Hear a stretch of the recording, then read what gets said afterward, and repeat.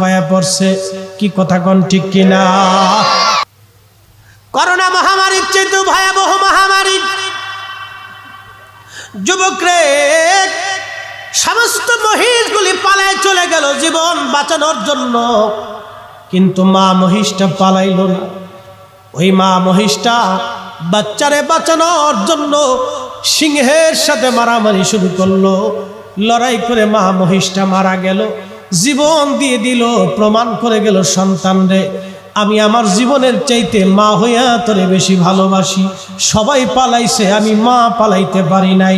আমি তোরে বাঁচানোর জন্য সিংহের সাথে শত্রুর সাথে লড়াই করে আমি আমার জীবন দিয়ে দিলাম, তারপরও আমি নিজেকে বাঁচাইতে পারলাম না, তোমাকেও বাঁচাইতে পারলাম না।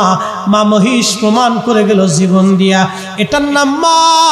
মা মা এই মাকে যে কষ্ট দেয়, আল্লাহর কসম করে বলি মক্কার ইমাম হলেও জান্নাত নসিব হবে না। নবী আমার বললেন, সাহাবীরা রে, ওয়াসাল কান্নির একটা মা আছে, অন্ধ বৃদ্ধ বুড়া। মা সারা ওয়াসাল কান্নির আর কেউ নাই, আর ওয়াসাল কান্নিরও তার মা সারা আর কেউ নাই। জীবনে কোনোদিন ওয়াসাল কান্নি বিয়ে করে নাই, জীবনে কোনোদিন তিনি বিয়ে করেন নাই। প্রমাণে পাওয়া যায় না আছে সে বিবাহ করেছিলেন, তার সংসার হয়েছিল।